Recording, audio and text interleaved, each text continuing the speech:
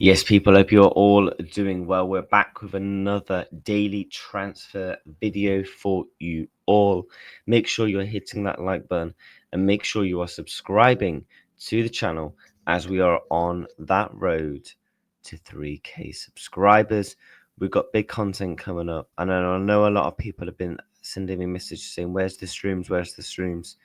I'm going to put our community notes and explain it all. But let's get into the video. We're going to kick things off with Eddie Howe's quote, and then we're going to get into the Liverpool bid situation for Romano updates. So let's get into it. This is what Eddie Howe had to say about the Alexander Isak situation. Eddie Howe on if Newcastle have time to replace Alexander Isak. This is already positive. We have a bit of time. The issue is that we don't just lose Alex Isak, but also Callum Wilson from last season. So definitely looking to buy. So obviously that's when it comes to the Whistle situation. But there's been a big update regarding that. So we're going to get into that very shortly in the video. For me, Eddie Howe is basically saying, yes, he is going to be sold, but we're just trying to look to buy players in. I think Whistle's going to be done, so I don't think that's going to be too much of a concern. You know, I don't think that's going to be too much of a concern. But for me, I still think they'll bring in another striker again because they know they have to sell him. But some big news did come out last night. Moving on from the Isak onto the other situation of Alexander Isak is this. Alexander Isak is on strike. I can confirm, but how does this play out? Major update on fine, but why will he not cross pocket line? Newcastle search for a striker and Liverpool waiting to pounce. So Alexander Isak is on strike. He is not going to be featuring any of their games. We said at the start of the summer we need Alexander Isak to maybe say to Newcastle, look, I just want to go. The fact that he has done so much to put this move in, it will be a failure if Liverpool now don't go and fulfill it. And I still think they will, to be honest with you, because there is still 17 days left of the transfer window. So the fact that he is going on strike, for me, it says it all. It says it all about the situation of him. But continue on with the Isak situation. Romano has given an update. Alexander Isak plans to remain clear. No intentions to be part of the squad against Aston Villa. Same against Liverpool next week. So the next two Premier League games, they're not going to have Isak. Isak keeps rejecting new deal approaches and is desired to remain to join Liverpool ASAP. So he's literally pushing for the move part. Pause. Alexander Isak. And I still think this deal will happen, lads and lasses. I still think this deal will happen ultimately because look at the work he has put in. Look at the work he has put in. This is off his own back, by the way. This isn't just Liverpool saying, oh, please do it, please do it. This isn't his agent, please do it, please do it. Don't get me wrong, I think like his agents and stuff would have had a part to play 100% because they always doing these types of deals. But I do think Alexander Isak, he looks like a person with his personality and stuff like that.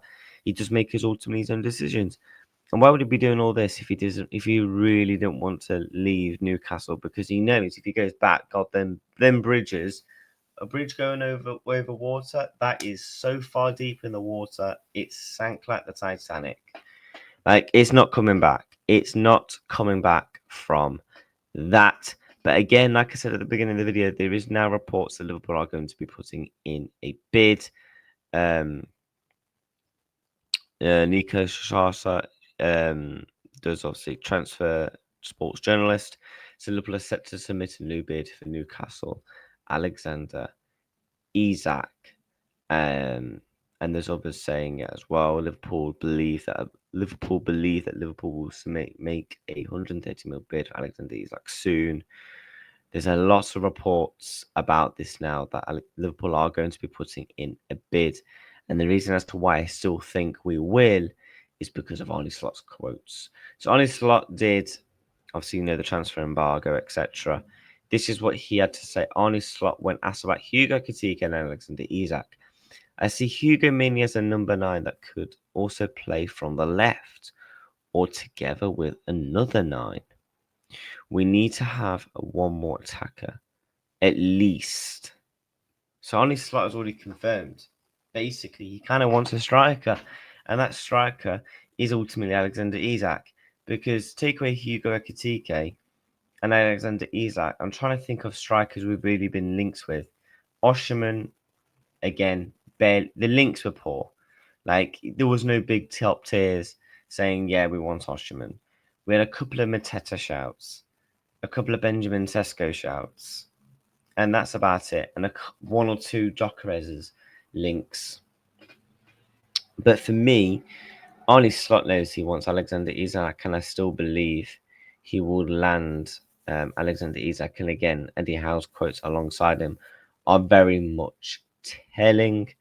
But there has been some movement into regards of the deal.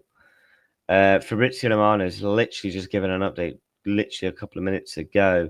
Newcastle planning to advance with Johan Wissa deal as soon as possible if Brentford have agreed Ultra deal. Obviously, that's going to be done within the next couple of days.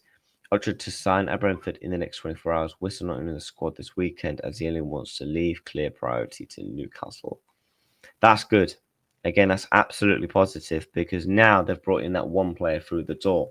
Now it's just about full focus on trying to bring in that striker. We know they've signed a centre back, so they've done a lot of their transfer business. They just ultimately now need to land that big striker that's going to try and replace him. Whether that will be a Jackson. Again, Fabrizio Romano speaking that again, Chelsea will find suitors from the Premier League or someone to buy Nicholas Jackson. And you're looking from the big clubs who's actually realistically going to buy him because he's not going to go to obviously like a Brentford or something. I'm looking, right, Man City to Liverpool, no. Is he going to Manchester United after buying Benjamin Sesko? No. Tottenham, potentially if they sell Richarlison, but I'm not seeing no links with Richarlison to leave. Is he going to be going to Arsenal? No. Then you go to the next tier, like your Newcastle's, your Villas. I don't think see him going to Aston Villa with their PSR issues. And plus, they've not even sold Emi Martinez, and they've not sold Ollie Watkins. So I still expect him to probably go to someone of a Newcastle caliber. And obviously, Chelsea want to sell him. So again, bit like our situation with Mark Gay, like I've been telling people for weeks, that price valuation will go down. That price valuation for Nicholas Jackson will eventually go down a little bit to probably help Newcastle to reach a deal. I think right now, they just wanted to get Wissa over the line. Right now, Wissa's over the line. We've got 17 days to get this Alexander Isak situation done. I believe Isak happens in two situations. Whoever Newcastle buy, we go and get Alexander Isak. It's calm. I believe if it gets to a certain date of this window, Liverpool just be ruthless and say, you know what, here's 130 plus million. Take it or leave it now. Because you ultimately want a player that's just going to continue to not be at the football club, continue to go on strike, continue not wanting to be there. You would think probably not, if I'm being truly honest with you. But again, like Eddie Howe said, it's very much telling now that it is going to happen. You know, just coming from his quotes. And also at the time I'm recording this, Liverpool do play today. I will be at Anfield, so I'm very looking forward to it.